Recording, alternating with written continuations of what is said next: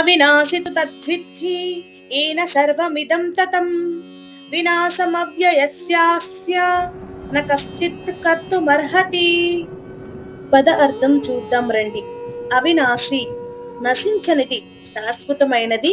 తు అయితే, తత్ అది, విద్ధి తెలుసుకో, ఏనా ఏ ద్వారా, సర్వం సమస్తం, ఇదం ఇది, తథం వ్యాప్తమై ఉంది, వినాశం నాశనం, అవ్యయస్య శాశ్వతమైన దానికి, అస్య దీనికి, న కాదు, కశ్చిత్ ఎవరు, కర్తుం చేయడం, అర్హతి శక్తి కలిగి ఉండరు. ఇప్పుడు తాత్పర్యం చూద్దాం రండి. ఈ జగత్తంతటిని వ్యాప్తించి ఉన్న ఆ శాశ్వతమైన ఆత్మ నశించదు. ఆ అవినాశి ఆత్మను ఎవరు నశింపచేయలేరు. ఇప్పుడు సందర్భం చూద్దాం రండి. 2వ అధ్యాయం 16వ శ్లోకంలో కృష్ణుడు చెప్తాడు, సత్యం ఎప్పటికీ నశించదు, అసత్యం ఎప్పటికీ నిలవదు అని. ఇప్పుడు ఈ శ్లోకంలో మరింత స్పష్టత ఇస్తున్నాడు.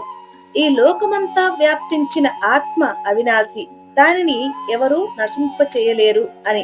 భగవద్గీత మరింత మందికి చేరువ కావాలి అంటే నా వీడియోని మీరు తప్పకుండా లైక్ చేయాలి. లైక్ చేసి మరింత మందికి చేరువయ్యేలా చేస్తారు అని కోరుకుంటున్నాను. ధన్యవాదాలు.